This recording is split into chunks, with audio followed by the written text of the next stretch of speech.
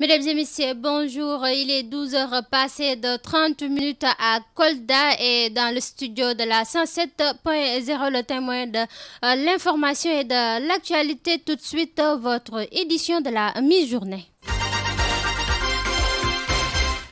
Le sommaire, le titre foncier sénégalais, un réel problème. Le syndicat autonome des enseignants du supérieur fustige la vente d'une partie de l'université Cheikh Anta Diop de Dakar.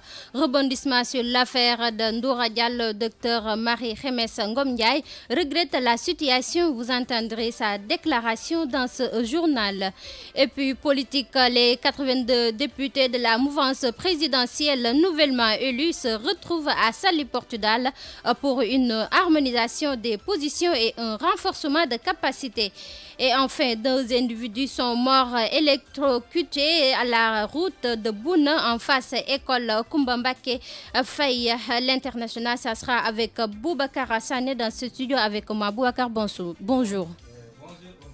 C'est quoi le menu d'aujourd'hui? Le menu d'aujourd'hui pour l'actualité internationale, nous allons débarquer d'abord en Mauritanie, où le contrôle judiciaire de l'ancien président Ould Abdelaziz est arrivé à échéance. Après la Mauritanie, nous irons au Cameroun, à Yaoundé plus précisément, où il y a un manque d'eau potable. Ensuite, l'actualité internationale nous conduira au Burundi, où un nouveau premier ministre est nommé après les accusations de tentative de coup d'État.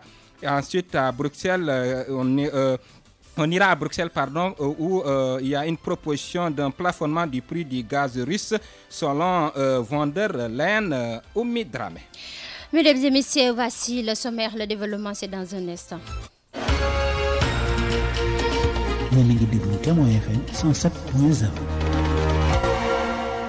À la présentation, Oumi Dramé, Abdelaziz Diouf et Assoulaye assurent la mise en onde, je vous le disais tout à l'heure dans le sommaire de ce journal de la mi-journée, 2 individus électrocutés à la route de Boune en face école Koumba Mbake Faye vers Fourna Djambar. Les nommés identifiés par une source anonyme, l'un d'entre eux porte le nom de Cheikh Diatta et son demi-frère étudiant. Ils tentaient de pomper l'eau des inondations dans leur maison. Les sapeurs-pompiers sont toujours attendus sur les lieux jusqu'à 11 heures passées. Quand les informations nous parviennent, nous y reviendrons dans nos prochaines éditions. Toujours dans ce journal, CD né en 1994, habitant de Kër Ibra Fall dans la commune de Notto Diobass, a été poignardé par son ami du nom de CIN. Originel de Tchona à Thiès. Selon le mis en cause, il s'agirait d'une histoire de soukar, dit-il. Son ami lui doit de l'argent. CIN est présentement en garde à vue au commissariat du 1er arrondissement de Thiès. Le corps sans vie de la victime est acheminé à la morgue de l'hôpital Amadou Sahir Ndiéguène de Thiès. 107.0 Témoin FM. Vous êtes toujours sur la 107.0 pour des actualités claires et précises. On continue ce journal de la mi-journée. Le décès de Ndoura Diallo survenu lors d'un accouchement au centre de santé de Kédougou dans des circonstances de négligence médicale s'inscrit dans une série de drames qui secouent le secteur de la santé au Sénégal. Une fois qu'une affaire de négligence ou de défaillance est portée devant la justice, les syndicats de santé se font entendre pour exiger la libération de leurs collègues. Certains critiquent la manière dont les femmes enceintes sont traitées, d'autres interpellent directement l'État sur cette situation et veulent que la justice fasse son travail comme il se doit. Écoutons leurs réactions dans le micro-trottoir réalisé par Astumbaï Baldé. C'est vraiment désolant de tomber enceinte pendant 9 mois et de perdre son enfant alors que tout ça, c'est à cause de la négligence des médecins. Par exemple, le cas de Noura Diallo, on avait dit qu'elle ne pouvait pas accoucher normalement, elle devait suivre une césarienne. Et pour moi, les médecins devraient faire tout leur possible pour que cela ne se produise pas. Elle devait avoir son enfant vivant et elle aussi. Et la justice, on devait laisser la justice faire son travail. On a l'habitude de voir qu'à chaque fois qu'on parle de la justice, on ne devait pas accepter à chaque fois qu'il y ait ces genres de choses. Les médecins viennent faire des grèves. On doit laisser la justice faire son travail. Pour moi, c'est mieux. Et dans ce cas, les choses pouvaient s'améliorer. C'est écœurant de voir ces genres de situations. Par exemple, celle de Noura Diallo. Voir ces genres de situations, des femmes tombées enceintes pendant 9 mois, ces longues 9 mois, une journée seulement, perdre son bébé comme ça, dans des conditions déplorables. Ce ne diraient pas des médecins incompétentes. Ils n'ont pas une formation complète. C'est récurrent maintenant. Si on a dans les internets, par exemple TikTok, on voit des femmes enceintes qui perdent leur vie ou même perdent leur bébé. Alors qu'avant, il n'y avait pas cette civilisation quand nos grands-mères étaient là. Les femmes enceintes accouchaient normalement sans problème. Mais depuis que cette civilisation est venue, on voit de n'importe quoi. Des femmes enceintes perdent leur vie ou perdent même leur bébé. Tout ça, c'est faute des médecins. On doit revoir sur ça parce qu'on en a marre. Trop, c'est trop. Toujours dans cette affaire de la dame Ndoura Diallo à l'hôpital de Kédougou, le SAMES Sédhiou a encore décrété 72 heures de grève renouvelable. Il exige les garanties d'un procès rapide et équitable pour l'affaire dite de Kédougou. Entre autres, il demande qu'à partir de maintenant, avant d'arrêter une équipe médicale, qu'il puisse concerter avec le ministère de la Santé, l'ordre des médecins et aussi le ministère de la Justice pour trouver des solutions sur des arrestations des collègues médecins. Docteur Daouda Koli, secrétaire général du SAMES de Sédhiou, que je vous propose d'écouter.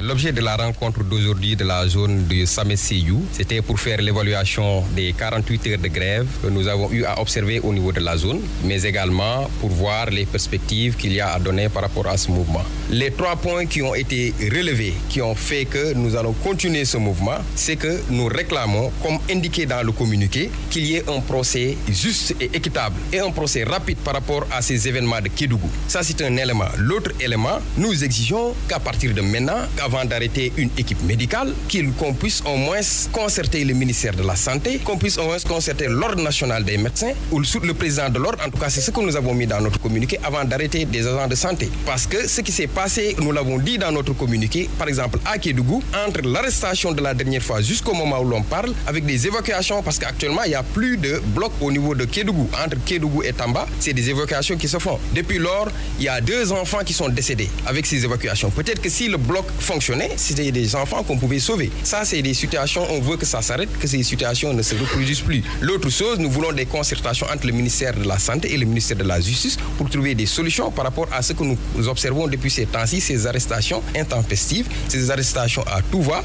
des collègues médecins. Et ça, nous jugeons que c'est des choses inacceptables. Toujours, on reste dans le domaine de la santé. Dans ce journal de la mi-journée, la ministre de la Santé et de l'Action sociale, Dr Marie-Khemesse Ngom Ndiaye, s'incline devant la mémoire de la défunte et regrette ce qui s'est passé, mais elle n'a pas voulu commenter la sortie du mari de Ndoura Diallo, morte en couche avec son bébé à Kédougou. Déclaration faite à Touba lors d'une visite pour s'enquérir du dispositif mis en place pour le Grand Magal de Touba, programmé jeudi 15 septembre 2022. Docteur Marie-Khemesse Ngom Ndiaye est au micro de Témoin FM.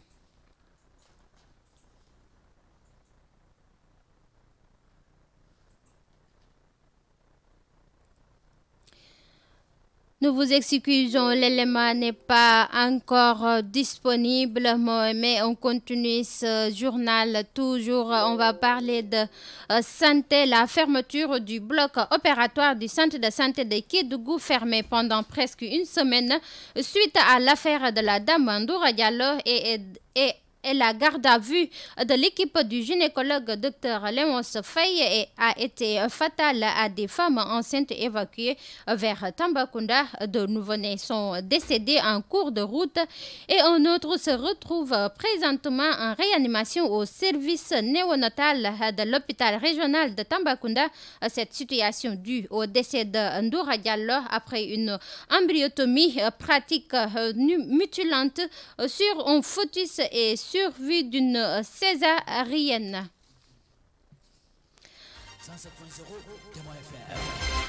Toujours, on continue ce journal quelques jours, mais on va parler d'autres choses.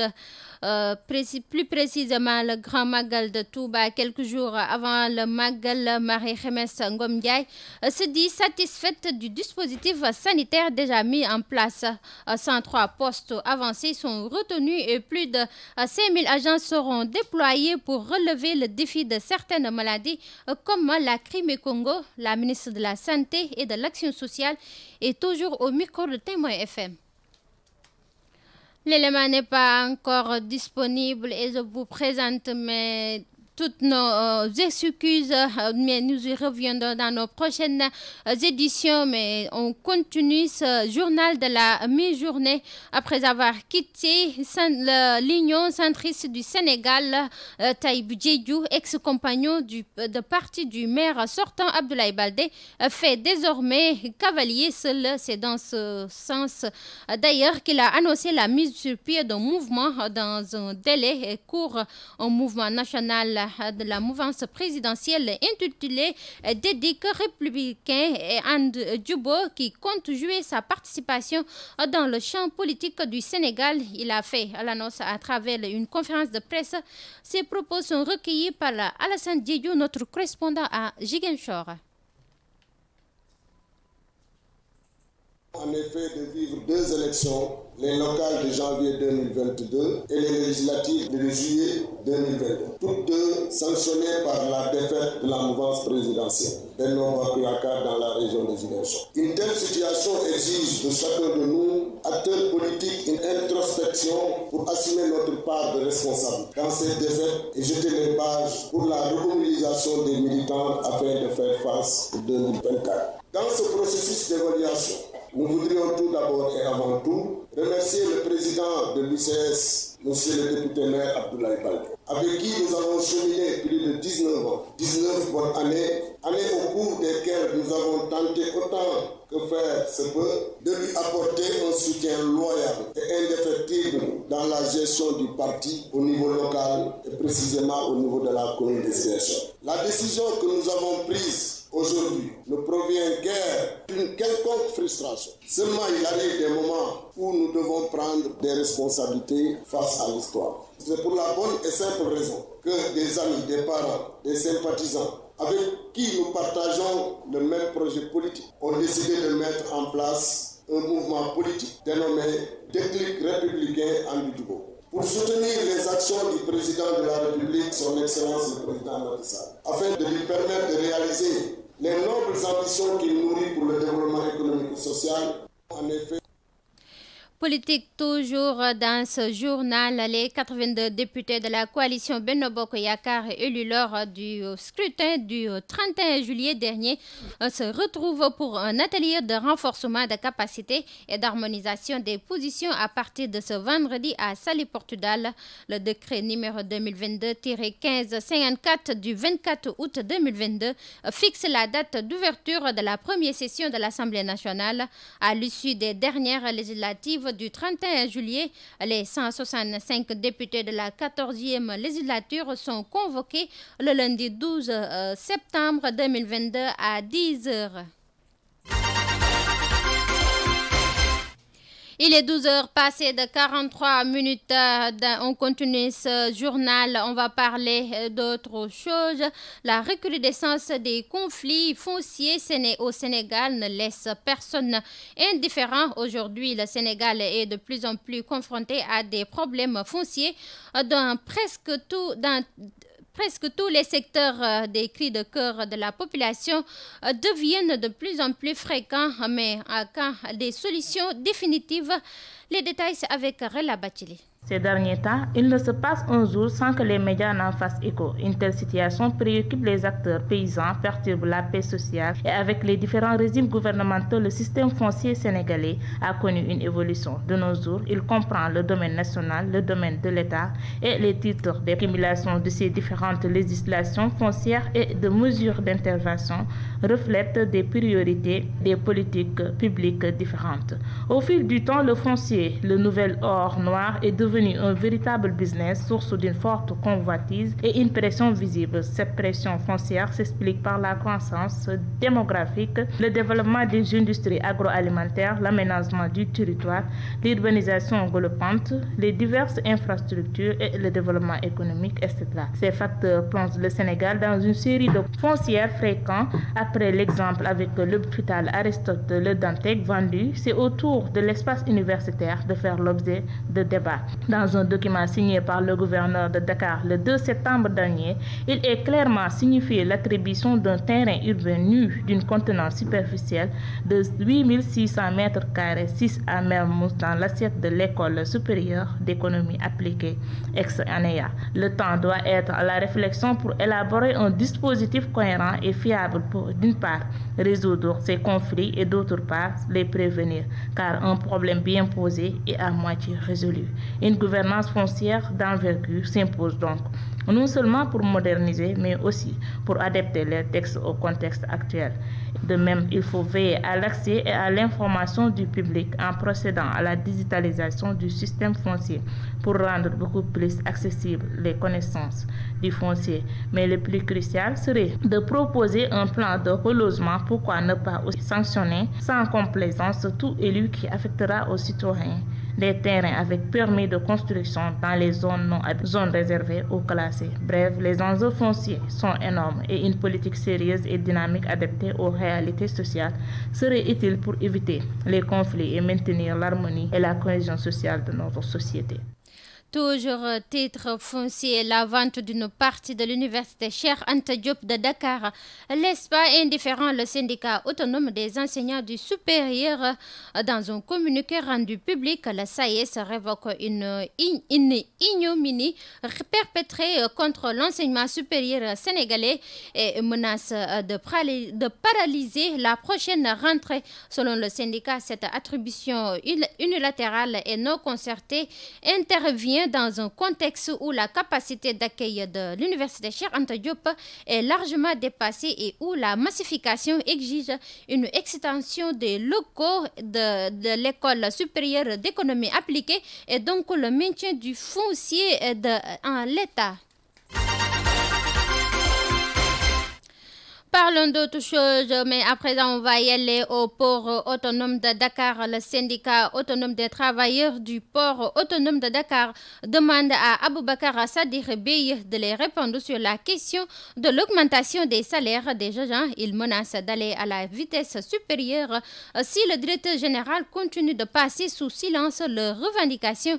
Mamadouka, le secrétaire général des travailleurs du port autonome de Dakar, est au micro de Témoin FM. Depuis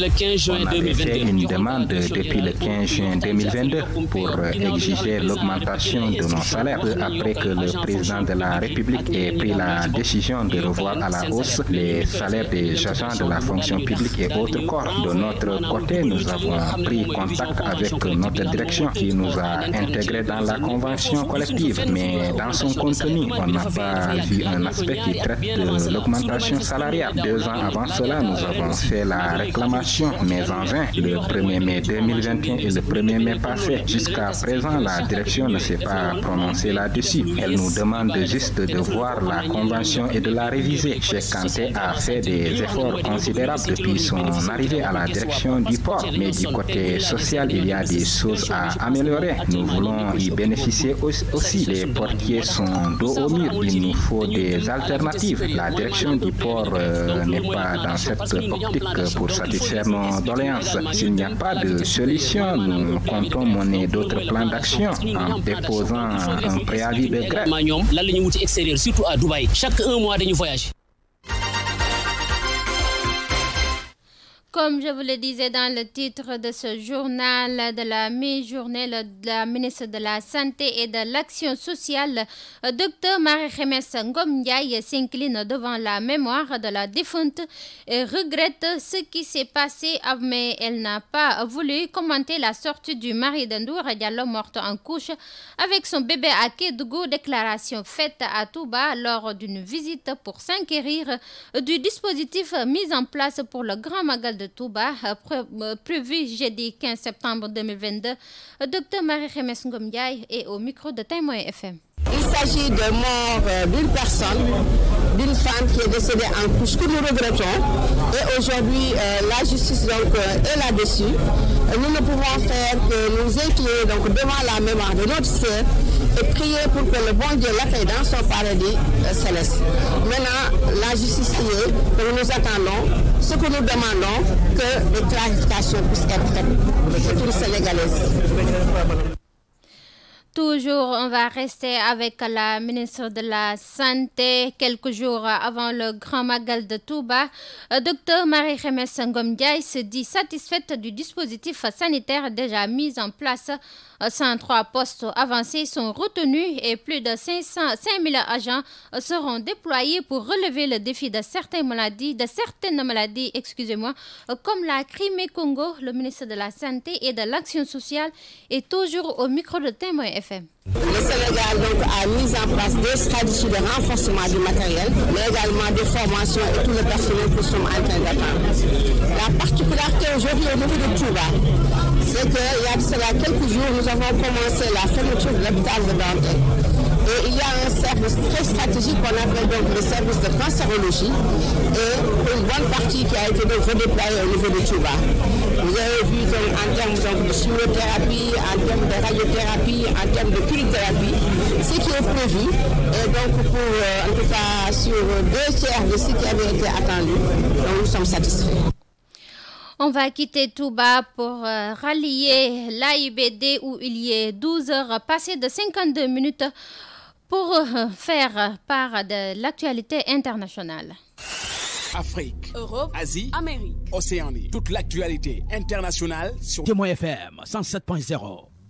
Comme je vous l'ai annoncé tout à l'heure dans le début de ce journal de la mi-journée, je suis accompagnée de Boubacar Hassané. Boubacar, bonjour. Bonjour, Omi Dramé. Comme vous avez dit tout à l'heure, pour les actualités internationales, pour commencer, on va y aller en Mauritanie. Le contrôle judiciaire de l'ancien président Ould Abdel Aziz est arrivé à l'échéance. Effectivement, Omi Dramé, nous allons démarrer ce round-up international en Mauritanie où, accusé d'enrichissement illicite, recel et blanchiment d'argent au cours des 10 années où il était au pouvoir, l'ancien président mauritanien Mohamed Ould Abdel Aziz avait été incarcéré fin juin 2022 pour ne pas avoir respecté les règles de son contrôle judiciaire. Suite à des problèmes de santé, il a pu bénéficier en janvier dernier d'une résidence surveillée. Le délai du contrôle judiciaire arrive à échéance aujourd'hui, mais la date d'un procès pour l'ancien président n'a pas toujours été annoncée au Dramé. Après Mauritanie, Cameroun, Yaoundé est en manque d'eau potable, Boubacar. Au Cameroun, selon la Société nationale Camwater, pour répondre aux besoins des habitants de Yaoundé, il faudrait environ 300 000 mètres cubes d'eau potable par jour. Or, actuellement, la station d'Akom Niada dans le département de Nyong et Sao n'en produit que 80 000 selon le ministère de l'eau et de l'énergie. Une baisse drastique de sa production alors que la station produit normalement au moins 130 mètres cubes par jour, peut-on lire dans le communiqué du ministère Oumi Dramé. Au Burundi, un nouveau premier ministre après des accusations de tentative de coup d'État, Boubacar. En tout cas, le général Évariste Ndayishimiye a destitué ce mercredi matin son premier ministre, le général Alain Guillaume Bunyoni, est l'un des hommes les plus puissants du pays, qui l'a remplacé par celui qui était à la tête d'un super ministère regroupant l'intérieur, la sécurité publique ainsi que le développement communautaire.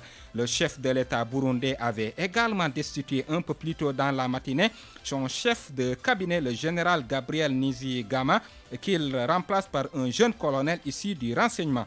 Ces bouleversements à la tête du pouvoir burundais tombent quelques jours après que le président Ndayishimiye a dénoncé publiquement ceux qui se croient tout-puissants et ont des velléités du coup d'État dans son entourage. Oumi Dramé. On va quitter Afrique, mais à présent, direction Europe. Bruxelles propose un plafonnement du prix du gaz russe. Ce qu'il a dit, c'est von der Leyen. Von der Leyen, c'est la présidente de la Commission européenne, Ursula von der Leyen, qui a proposé ce mercredi 7 septembre aux États membres un plafonnement du prix du gaz russe livré à l'Union européenne afin de réduire les revenus de la Russie.